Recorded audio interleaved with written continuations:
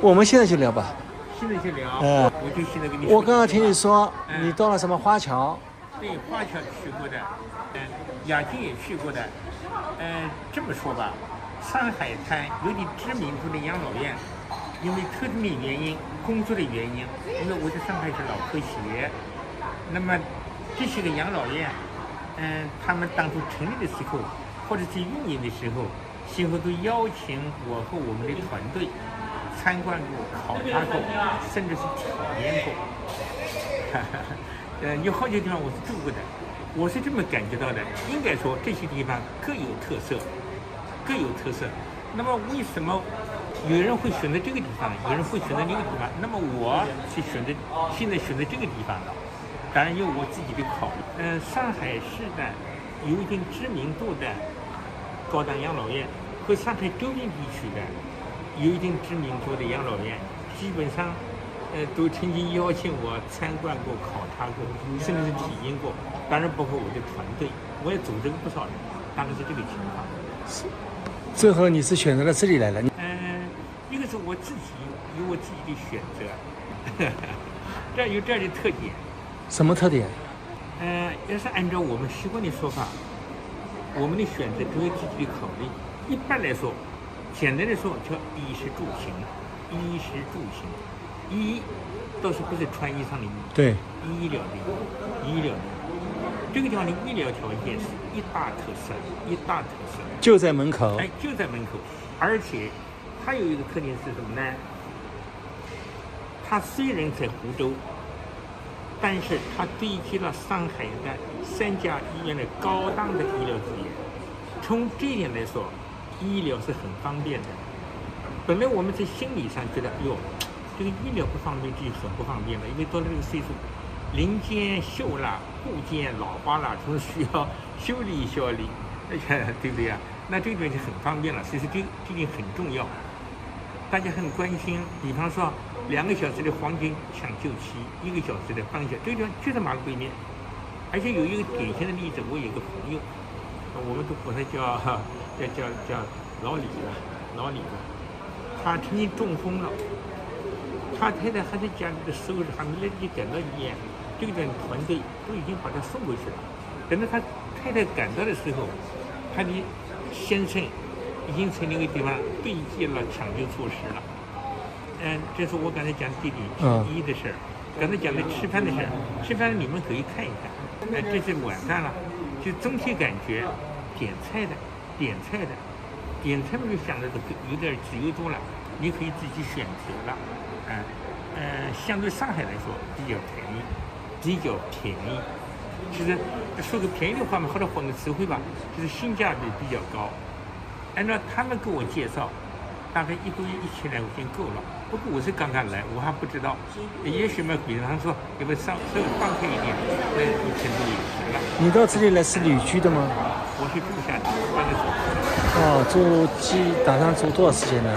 现在我是签了1年，1年1签，签了1年。这费用怎么样呢？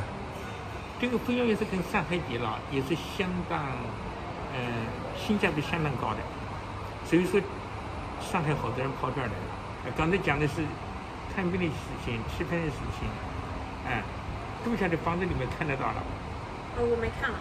其中我现在住的这个，它这个叫3号楼，我这是3号楼的20楼。我住的那个房间视野很好，是那个95平方，使用面积95平方。我们刚才去看了一下，好大嘞。是的，是比较大的。那么它这个房子面积，其实你刚才讲的了，跟上海比了，性价比相当高的。1年你付了多少钱呢？它不是按年付的了，1个月的付的。像这样大的面积，1个月目前的优惠价是6400一个月。6400，华侨你去过的呀？我去过。华侨你一间房子一个月的话，我一个人住也得要7000多，将近7000。2个人住就7000多了。对，一个人住也得要6000块钱。这房子只有1间，这是一套房。就只1个人还是2个人呢？我现在是1个人，它是这样的，房子它是按照房子算的，那么就是餐饮费你是另外算的。刚才不是提到衣食住行嘛，吃饭的问题就是你自己好掌握的。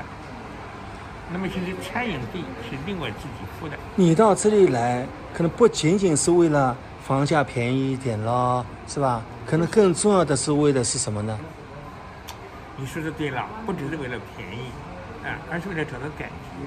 这不有一句话叫"一方水土养一方人，此心安处便是家"。到了这儿来了以后，你可以找到自己的感觉。其实我刚才不是讲了这几条了吗？你梳理一下，你会发现这个地方你会找到一个所谓的宜居的感觉。这里是依山傍福啊。是这么回事儿，是这么回事儿。这个上海是没办法的。上海可能有佘山，我刚才讲了，它是各有特点。上海的佘山是可以的，但是佘山的价位，要是跟这儿比起来，那个价位一般人是不能承受的。那上海的佘山也不能和这里的山比呀。这都是此山非彼山，是吧？不是这个总体来说，可以找到自己的感觉。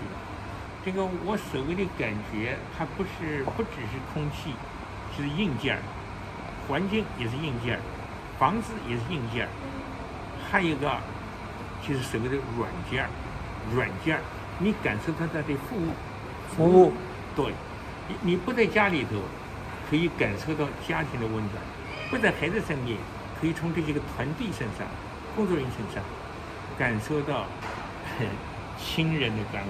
你离开了单位，这个地方人可以感受到组织对你的眷顾。那么从这些来说，这就是一种感受了，就是软件儿。看得到的是硬件儿，体会到的是软件儿。那么硬件加软件放在一起，你就其实找到感觉了。所以此心安处便是家。所以你就到这里来了。你说的多。好了，我们聊到这里好吧？谢谢侬啊，谢谢侬啊，谢谢。你们既然开拓这么一个事业了，应该是个好事情。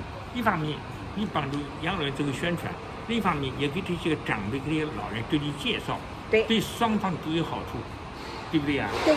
你服务的是老年群体，老年这个行业，实际上这是个朝阳事业，很好。好啊，辛苦了，该吃饭了。